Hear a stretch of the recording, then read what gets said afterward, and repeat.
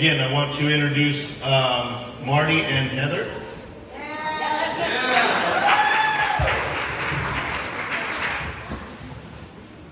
I remember when we had the dealership in Sanger, and Pastor Paul was coming by to see my dad. I didn't know who Pastor Paul was, but I know he saw my dad a lot, and I think my dad was giving him some money and helping him get to church. Who is this guy? Who is this guy, Pastor Paul? What's he all about? And we had a church that we went up to up in the mountains, but after a while, I saw what was going on, and Pastor Paul was preaching across the tracks. He was feeding people. He was doing the toys, at Christmas time, turkey dinners, you name it. And what's that? The cooling centers, the warming centers, for people that really, really needed it. And it was a good thing, and my dad and a guy named Dick Myers helped Pastor Paul get his church together when it was on Academy, right? Yeah. At the 20 years ago, and that set a good example for me, because after my dad had passed, then I kept contributing to Paul, because I believed in Paul. I believed in Paul way more than I believed in a lot of preachers, because I could see what Paul was doing. He was always on the move. I wish he had his energy. I mean, I wish I had his energy. But anyhow, I feel privileged to be here. I feel privileged to be a part of his life. Him and Roxanne, they've been good friends to us. I know this is part of my dad's legacy, and that means a lot to me as well. And he's not around anymore, but he's looking down and he's happy. He's happy with what he sees.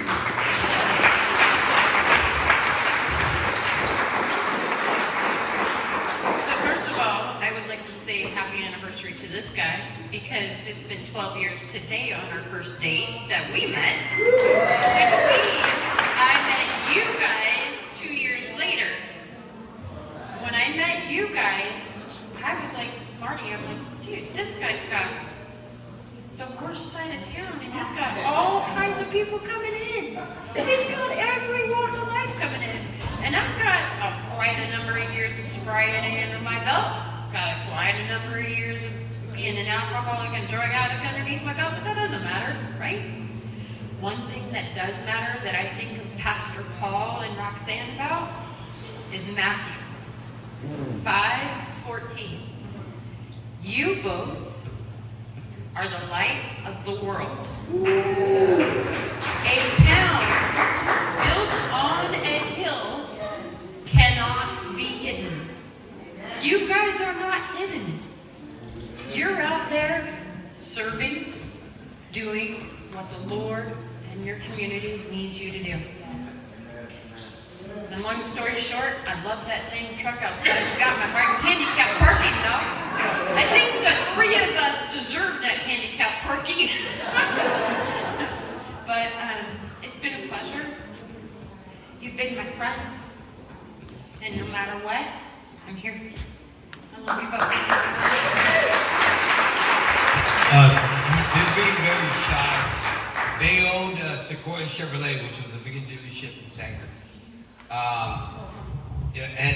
And their dad, I met his dad first. He was right. His dad was,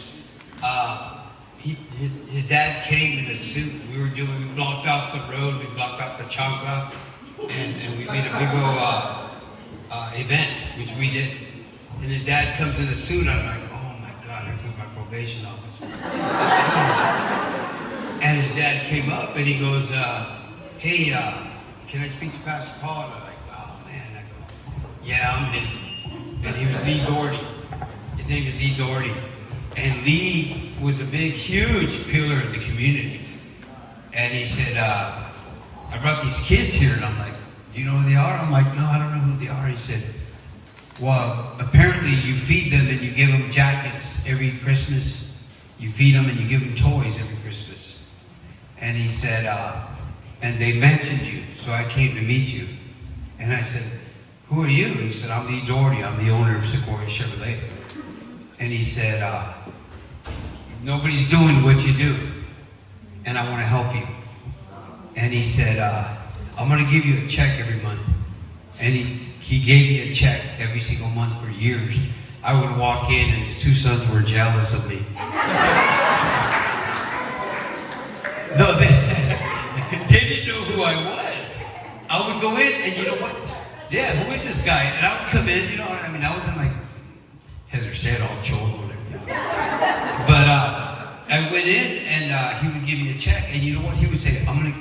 He gave me a blank check. He said, fill it out. I said, no, Lee, I can't do that. He would give me a blank check, his dad. And I said, why do you do that?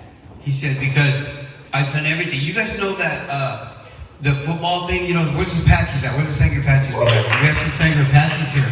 Where are you guys at? They took off? Okay, well, we don't have a Sanger patches. So, well, they would come, they had that Sanger Chevrolet, that big old thing, and they ran through it. You know the thing they ran through? Sanger Chevrolet? Well, his dad did that. And he goes, I helped the Apaches, I helped this, I helped that. He goes, but one thing I've never done is I've never helped homeless. And he goes, and when you do it, I feel like I'm doing it. So I'm going to give you a check every week. And he gave me a check every single week. And then he passed away, and the check stopped. And we're going to Bakersfield, babe. And we're going to LA, and we're in Bakersfield. Marty said, hey, we'll come by because my dad passed away. I'm like, what? He goes, yeah, I would like you to speak. He goes, I don't know you very well, but I would like you to speak. So I went, and I spoke. And I spoke from my heart. And I said it then like I say it now. Every time you hear Time and Destiny, every time you see the people we feed, every time you see whatever finances or money that we have, it is solely, really, because there was a man named Lee Dority that believed in us and gave us the money and helped us and financed Time and Destiny. And so Marty and Heather took it a step further. Do you guys ever see The Price is Right? A new car, new truck, right? You know that happens. I have never seen that. They called me, Marty called me, and we did a fundraiser for Hurricane Harvey. You remember when that happened with Texas? We sang your party, everybody really helped out. We sent over 35 pallets, more than anybody in the United States sent to Hurricane Harvey. And then we sent another 15 to Mexico, to Hurricane Javier. No, I'm just kidding. I don't even know what that Katrina, yeah. Hurricane Julio. And anyways, Marty jumps in my car and he goes, let's go get some ice, man. It was hot, September. And he goes, turn on the AC. You guys know my burgundy truck, right? And I go, I don't have AC. And he goes, what the heck? And he goes, what are all those check engine lights on? I go, they've been on for a year. And he goes, get out the car, let's go on my truck. So we go in his truck, and he says, park your car in my lot. And he put it under the place where they check the cars. And he goes, you're gonna drive this car. And he gave me a 2017. And that year was 2017. I mean, my family never had 2017. You know Mexicans, I did a 1960 Chevy. So we got in the car, and he gave me the car for 3 weeks. He goes, I'm sorry it's taking longer. It'll take all the time you want. And he fixed everything in my burgundy truck. Every light, every check engine. And then, when we were done with the fundraiser, he goes, I need you to come, because you left all your mess. And I did. I left some pallets and stuff like that. I go, man, okay. So we go over there, and he takes us to go eat at a what's that restaurant that you make me treat all the time, Rudy? No, Blossom Trails. Blossom Trails. And he goes, I need you to go pick up your stuff. So I go pick up my stuff, and I'm like, where? And I remember Heather. I remember you, Heather. And you go, Come on. on, Pepper.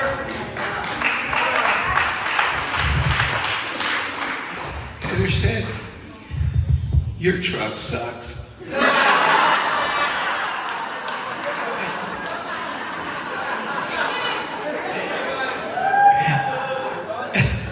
They said, you're horrible. And they said, look at this lot. And there was so many cars. And they go, Heather, I never forget you, Heather. She said, pick any truck you want in the whole lot. Come on, she said, any truck you want. Her and Marty were in charge. They're the owner. It wasn't the dealership. Yeah, yes. And I go, so Roxanne and I, Roxanne goes, get the cheapest one, don't be the way you are. Right? So I walk by and there's some white ones, you know, with just two-door, and I'm looking at it. But on the way to the cheap ones, there was a beautiful orange one, right? Orange and red. I look at it, and you know, you guys, I don't lust, but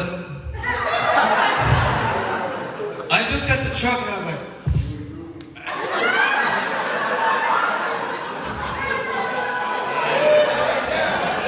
you remember Sunny, Minnie, and Squeaky? And it was a beautiful orange and red truck, and I looked at it and I was like, and Roxanne took, you know, Roxanne being Roxanne, she tucked on my jacket and she's like, no, not that one. So I continue forward and then my shirt tucked and Heather pulls me back. She goes, you like that one, don't you? I'll never forget. I'm like, no, I hate it. She goes, no, you like that one. And I go, no. And I looked at the price. It was $67,000. Seriously, you guys. And she goes, fill out the paperwork and take it. I was like, and I couldn't help but cry like I'm doing now. And it's just something that nobody would have done for us.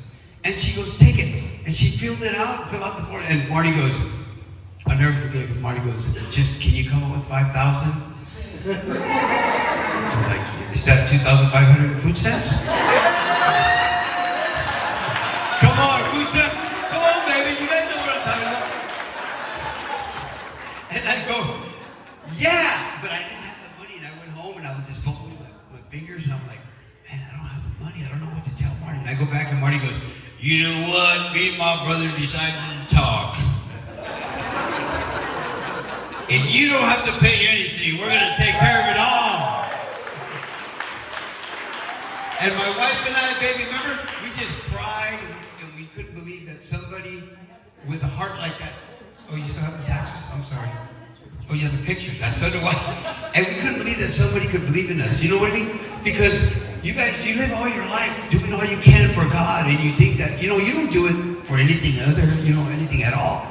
But for somebody to really pay attention and to give you a $60,000 truck. So anyways, that's who they are, and that's who we love. You guys, give them a hand.